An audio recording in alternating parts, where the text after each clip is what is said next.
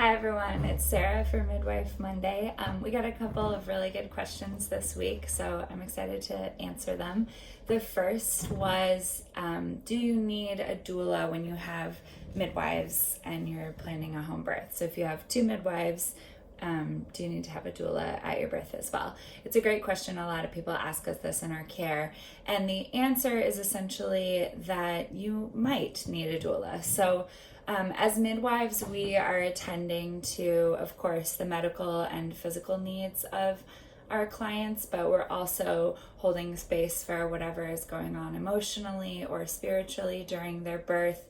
However, our primary concern is always going to be keeping everybody safe. So while we are there and we are emotionally attuned and we are offering reassurance and massage and things like that, if something is going on medically, our responsibility shifts to being, we need to set the IV, or we need to listen to the baby's heart continuously, or whatever the thing is that's coming up. And in that situation, it can be really nice to have a doula present whose sole job remains physical and emotional support while we're trying to figure out some of those technical aspects, which sometimes happens.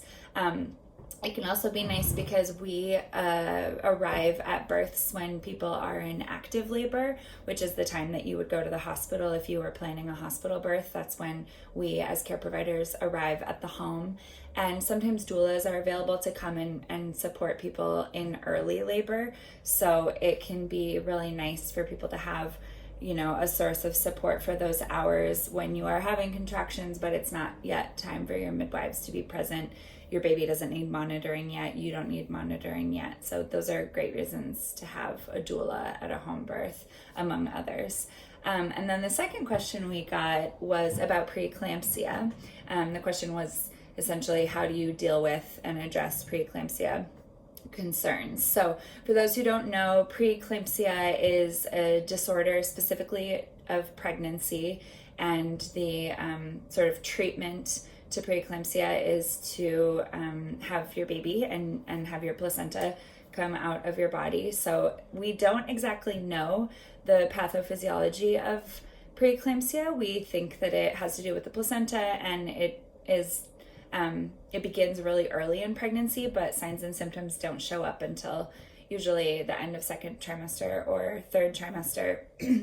And it's marked by increased blood pressure and a number of really significant symptoms, like a terrible headache, pain in your liver, swelling that's all over your body. And we review all of those signs and symptoms with our clients each time that we see them to make sure that we're monitoring for preeclampsia and the development of it.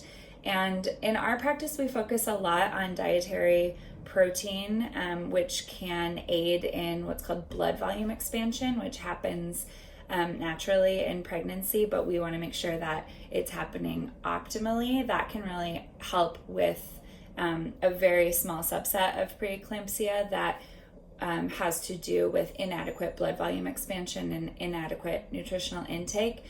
The vast majority of preeclampsia cases are not things that can be prevented, unfortunately. So monitoring and then getting appropriate treatment when it does come up is really important. It's estimated about 5% of pregnancies will have preeclampsia, and many of those are first-time pregnancies. So we are looking at all of our clients who might be developing preeclampsia. And then if someone is truly experiencing preeclampsia, they are not appropriate for home birth. It's not safe because of the risk to mom to give birth at home. So if we suspect preeclampsia, we have a series of labs that we run, and then if it's diagnosed as positive, we transfer care to a hospital-based facility where they have some of the tools that you need to adequately deal with preeclampsia, and then we stay with our client.